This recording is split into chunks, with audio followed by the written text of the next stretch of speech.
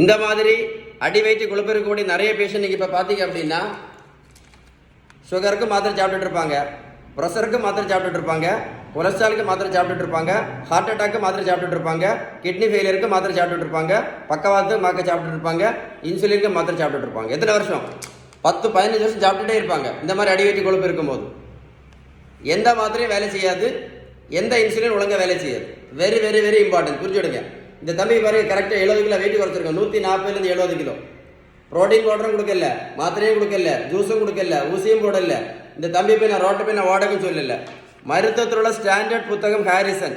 இந்த புத்தகம் என்ன சொல்லுதுன்னா, இந்த மாதிரி வெயிட் இருக்கும்போது நம்முடைய உடம்புல உள்ள இன்சுலின் ரெசிஸ்டன்ஸ் ஜாஸ்தியாக இருக்கும்னு சொல்லுது.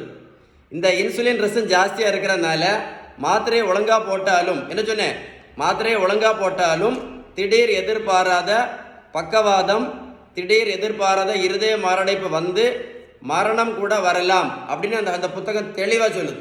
உங்களுக்கு பேலன்ஸ் டயட்டை பற்றி, ஏன்னா இந்த வெயிட்டை குறைக்கணும்னா நம்ம செய்ய வேண்டியது என்னது, ஒன்லி பேலன்ஸ் டயட் மட்டும்தான். பேலன்ஸ் டயட் ஃபாலோ பண்ணால் மட்டும்தான் வெயிட்டு குறைக்க முடியும். பேலன்ஸ் டயட் ஃபாலோ பண்ணால் மட்டும்தான் வெயிட்டு குறைக்க முடியும். நடைபயிற்சி மட்டும் பண்ணி வெயிட்டு கண்டிப்பாக குறைக்க முடியாது.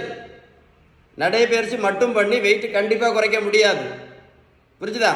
ஏன்னா 1 கிலோமீட்டர் நடைபயிற்சி பண்ணினா கூட 40 50 கேலரி மட்டும்தான் எரிக்க முடியும்.